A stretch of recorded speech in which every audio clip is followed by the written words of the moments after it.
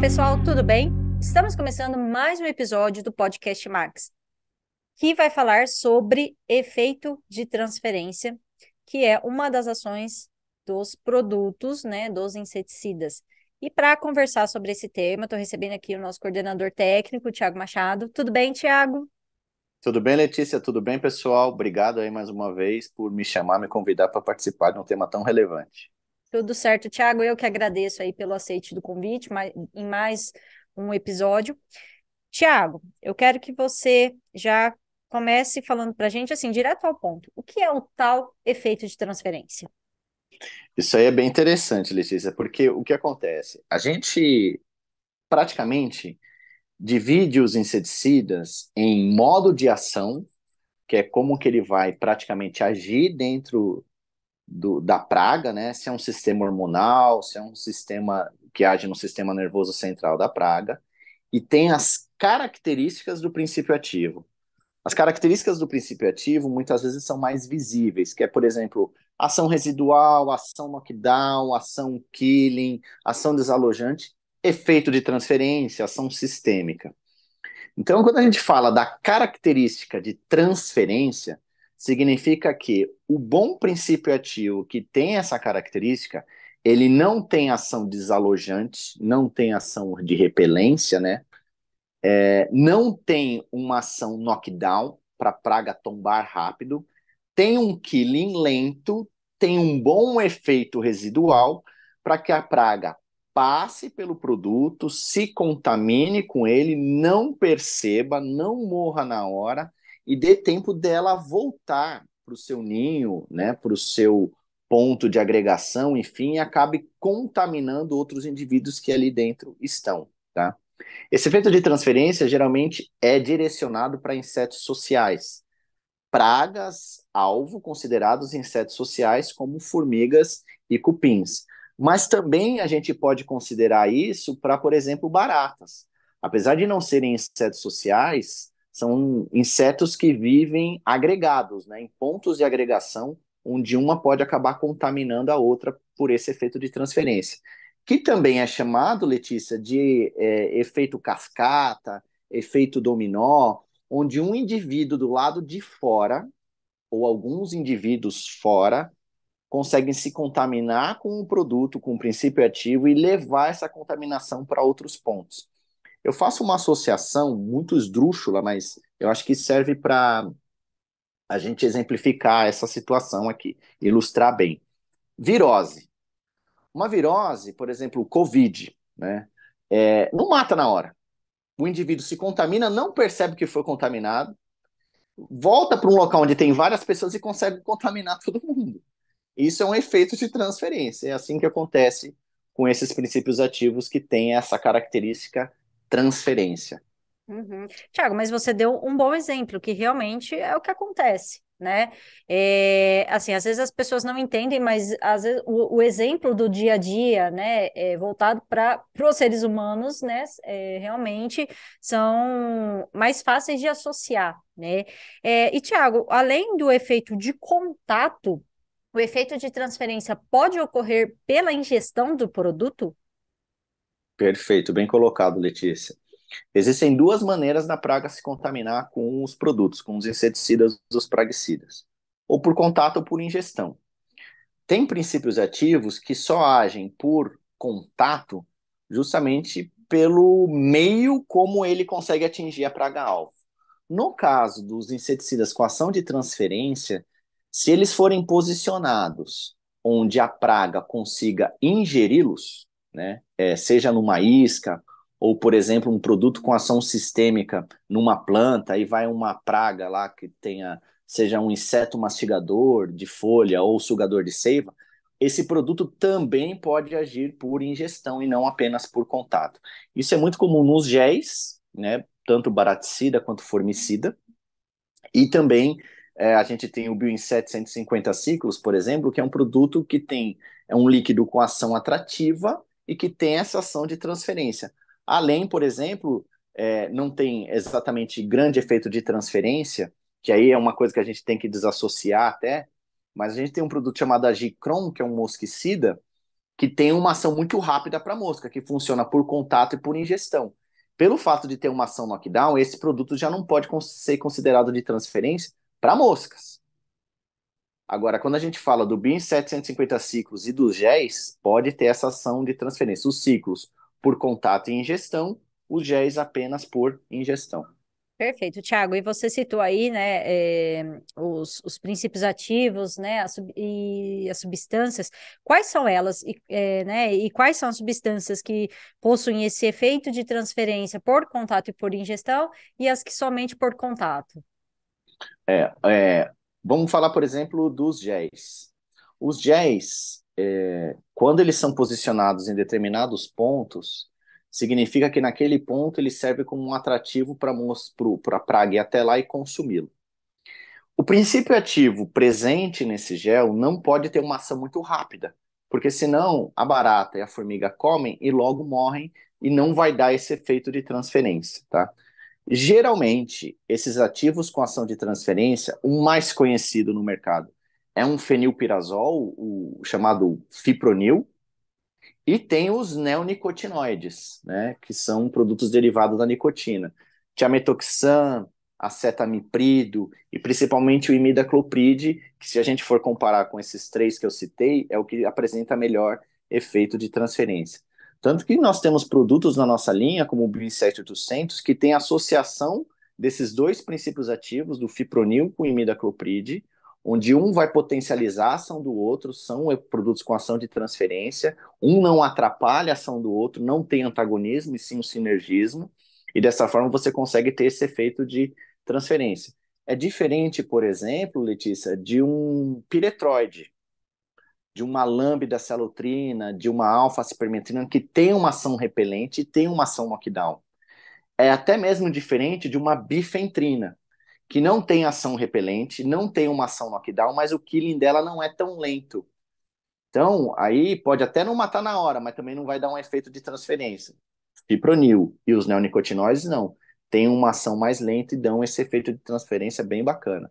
Uhum, perfeito. Tiago, existe alguma possibilidade, alguma substância, eu digo, com efeito de transferência, que se misturadas, causa esse efeito de antagonismo ou não, ou todas misturadas vão ter o efeito de transferência normalmente ou até potencializados? Muito bem. O que acontece, Letícia, é assim, as pessoas elas se preocupam muito quando a gente lança um produto com ação atrativa. Qual que é o princípio ativo? O mais importante nesse caso é a gente verificar qual que é a atratividade do produto. Agora, se colocarmos produtos com ação de repelência, como por exemplo os piretroides, ou se colocarmos um organofosforado num gel, num produto com ação atrativa, essa ação de transferência ela não ocorreria, né? Então, usar uma cipermetrina, uma deltametrina, uma lambda-celotrina num produto que tem ação atrativa vai dar esse antagonismo, porque um está repelindo, o outro está atraindo.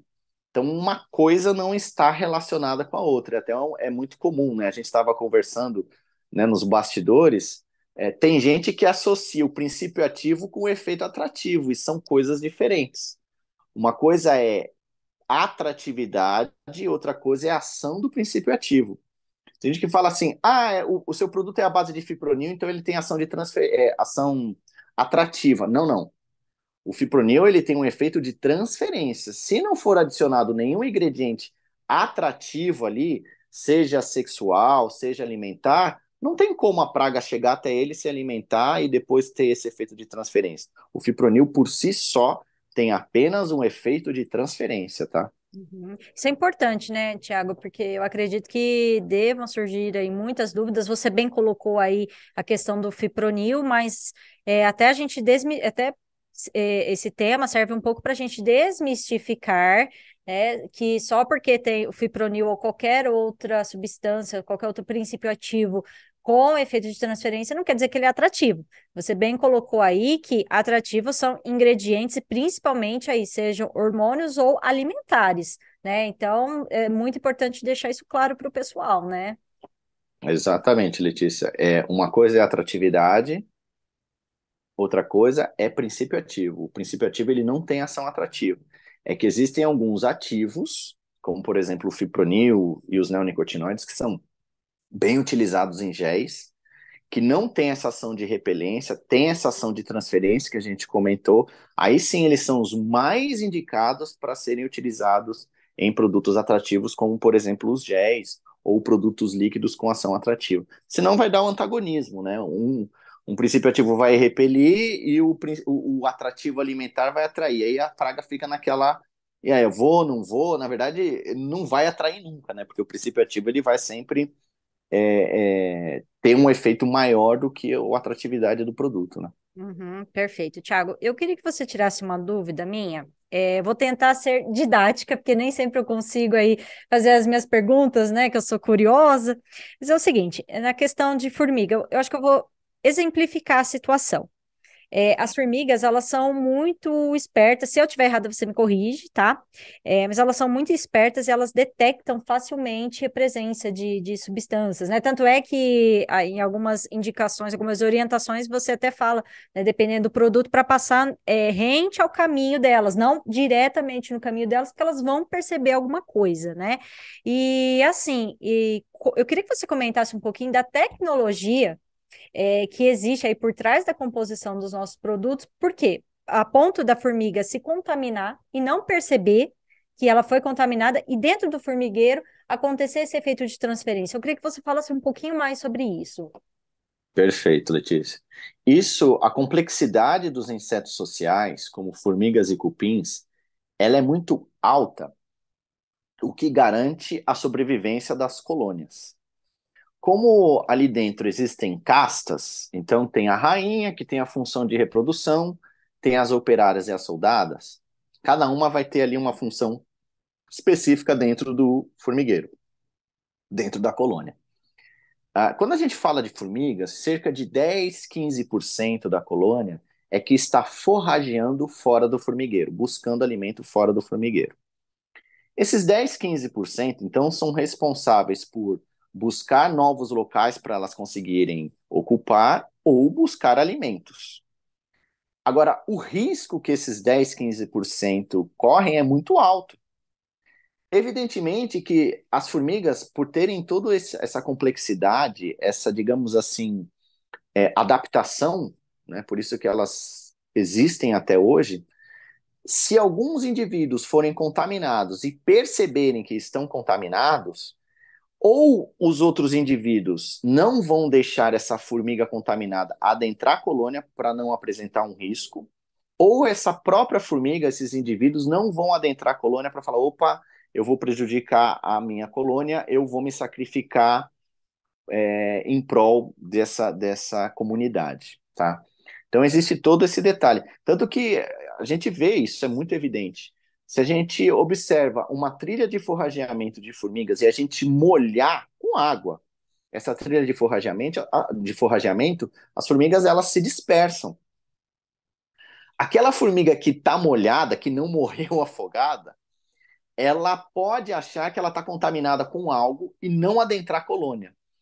Teve um teste que foi filmado, que foi gravado, que até passou na TV aberta, que foi muito interessante, que contaminaram propositalmente alguns indivíduos que estavam forrageando de formigas, né, com fungo. O fungo, ele não matou na hora, só que o fungo ficou muito evidente, muito aparente na formiga. Essas formigas contaminadas com fungo tentaram entrar na colônia e outras não deixaram isso acontecer. E o que acontece? Elas foram expulsas dessa colônia. Lógico, essa formiga ela não vai conseguir se reproduzir e formar uma outra colônia, porque ou é um operário, ou é um soldado e acaba sendo estéril, vai morrer. Isso evitou que a colônia fosse contaminada.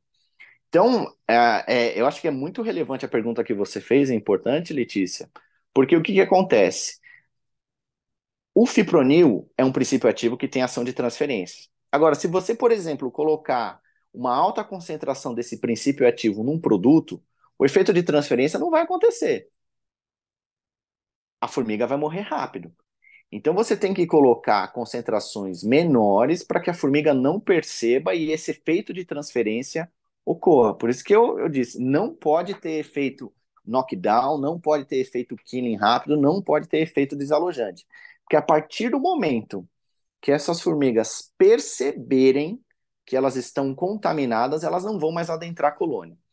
Então, existem, por exemplo, ingredientes alimentares, geralmente à base de açúcares nos géis de formigas, onde as formigas elas pegam esse gel e armazenam num papo, num estômago social, num pré-estômago.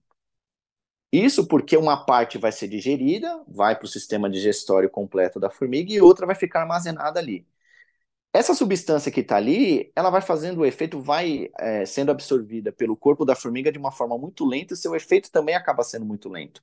Então dá tempo da formiga levar essa contaminação para o interior da colônia. E lá dentro, ela vai praticar trofalaxia, ou seja, vai regurgitar esse alimento na boca de outros indivíduos.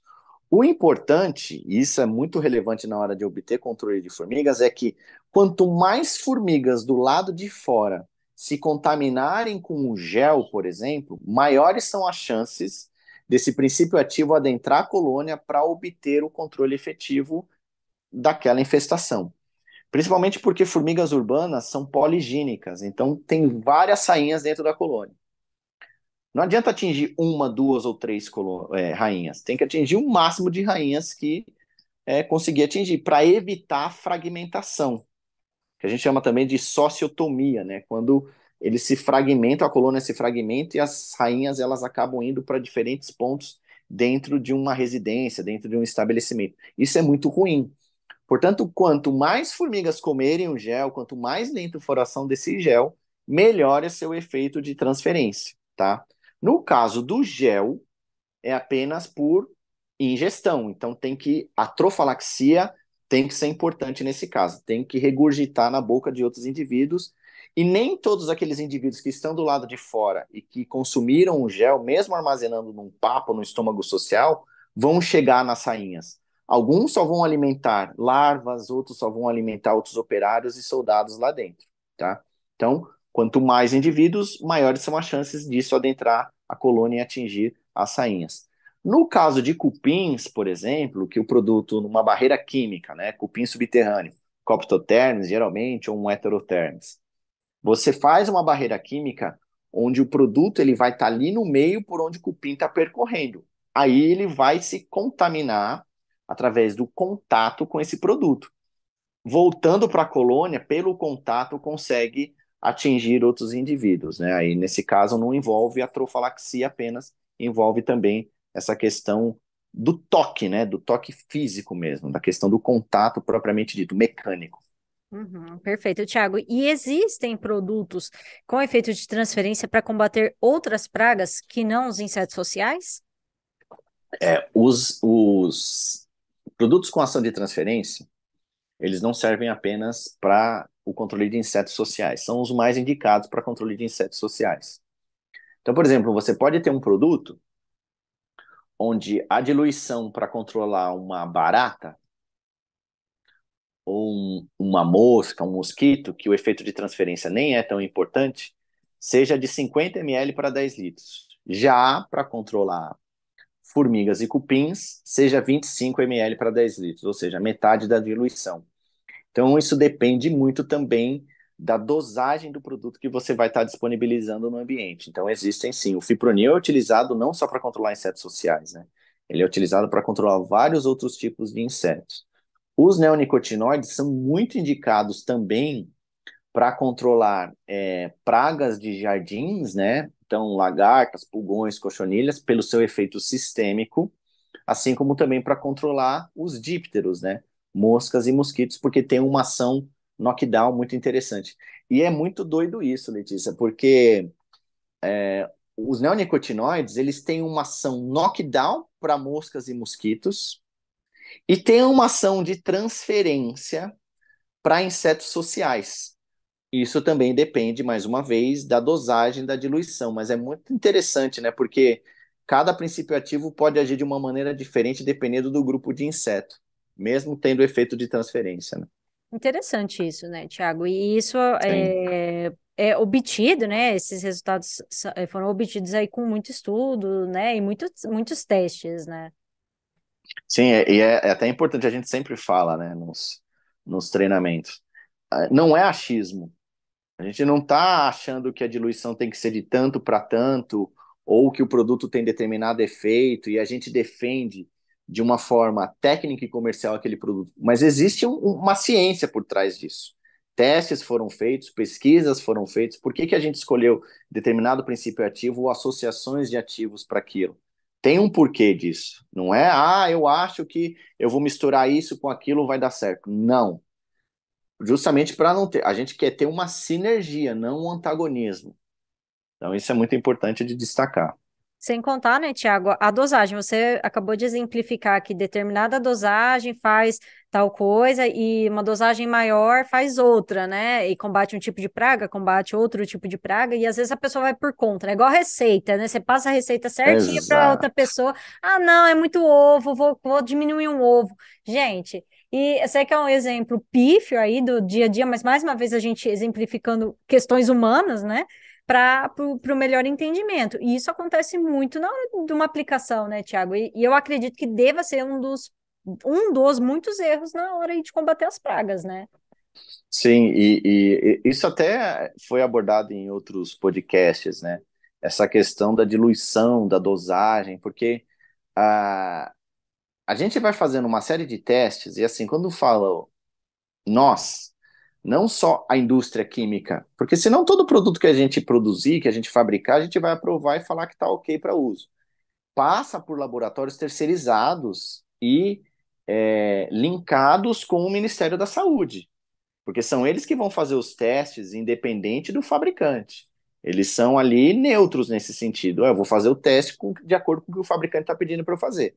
Se der certo, ok. Se não der certo, meu amigo, não deu certo, vai ter que repetir o teste com outras dosagens ou mudar a formulação. Então tem toda essa questão por trás.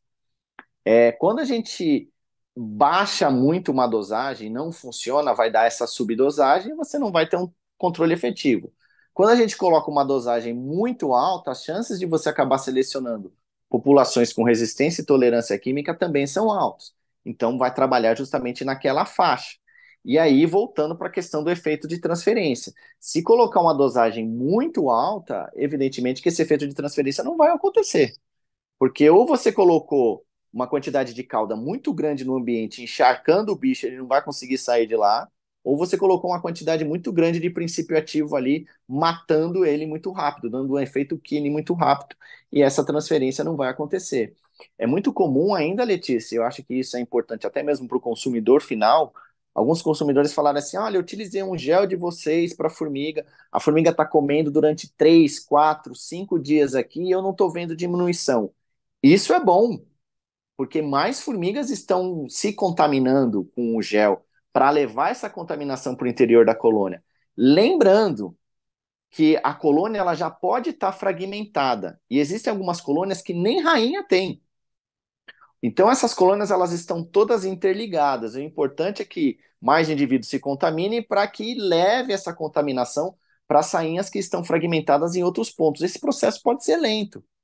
Mas isso é muito importante, porque elas continuam consumindo e levando o princípio ativo ali para as colônias. Ah, não é porque o produto não está funcionando, não, é por uma questão biológica comportamental da praga. Uhum, que é muito importante, no caso, falando aí do consumidor final, que é muito importante que ele seja orientado para quem, é, né, assim, para quem vendeu esse produto, para quem está ofertando esse produto para esse consumidor final, também tem que ter essa informação, né, Tiago? Exatamente. E informação é assim, é a base de tudo, né? É o que a gente sempre fala, né? E culturalmente o brasileiro é muito imediatista, né? Então, além de dificilmente trabalharmos com prevenção, a gente trabalha muito na base da remediação, a gente quer que o negócio seja resolvido de uma maneira rápida. Realmente, tem pragas que devem ser resolvidas, por exemplo, o fipronil para controle de pulgas e carrapatos. Ele é muito utilizado. Nem tanto por uma questão de ação de transferência, mas pela ação que esse grupo químico tem nesse aracnídeo, que é o carrapato, e nesse inseto, que é a pulga. Vai ter uma ação de choque ali? Não, não vai ter. Aí você precisaria associar um outro princípio ativo com a ação knockdown. Mas aí, nesse caso, você quer ter uma ação rápida. Para moscas, para mosquitos, até mesmo para baratas. Mas no caso de insetos sociais, não tem jeito, né? Tem que parar, explicar. Por isso que é importante os podcasts, por isso que é importante o vendedor, o balconista, o controlador de pragas, saber explicar isso para o cliente, porque a informação é a base de tudo. A gente vive num meio científico, né? Com certeza, Thiago. Bom, eu acho que, sim, tá bem explicado, tá bem assertivo esse episódio e vai ajudar muita gente, principalmente aí as pessoas que atuam diretamente no controle de pragas, né, os profissionais, a entender essa diferença, né, que princípio ativo não é atrativo, pode dar uma confusão aí, então assim, acho que foi bem legal esse episódio para a gente esclarecer essa diferença, e aí, gente, fica até o convite que o nosso próximo episódio vai ser exclusivo para falar sobre atrativos, sendo eles alimentares e sexuais. Não percam, tá? E, Tiago, assim, não tem muito o que fazer, além de te agradecer mais uma vez pela presença aí, né? Sempre nos ajudando com o seu conhecimento e com a sua paciência, principalmente, né? Porque a Letícia é curiosa, que só faz um monte de pergunta, né? Mas eu acredito que ajude as pessoas aí de alguma forma, né? Letícia, eu que agradeço. É sempre um prazer a gente participar do podcast, a gente fazer essas divulgações, né? Porque o nosso trabalho ele também é um trabalho educativo, não é um trabalho de empurroterapia, ou seja, de vender, vender, vender produto. A gente também quer educar. É assim, não é que a gente quer impor as situações, a gente quer justamente compartilhar as nossas experiências, né? A gente divide para poder multiplicar. E eu acho que o conhecimento, a expertise que a gente tem, buscando informações na literatura e na prática, né, visitando os clientes de vários pontos do Brasil, são muito importantes. E a gente tem aqui um canal para justamente fazer isso de forma muito assertiva. Então eu agradeço, Letícia, seja curiosa mesmo, porque eu acho que isso é muito importante, o que faz o nosso podcast também até ser mais dinâmico, mais leve nesse sentido. Com certeza, Tiago. E você, telespectador, seja curioso também. Envie suas dúvidas aqui no comentário aqui do YouTube.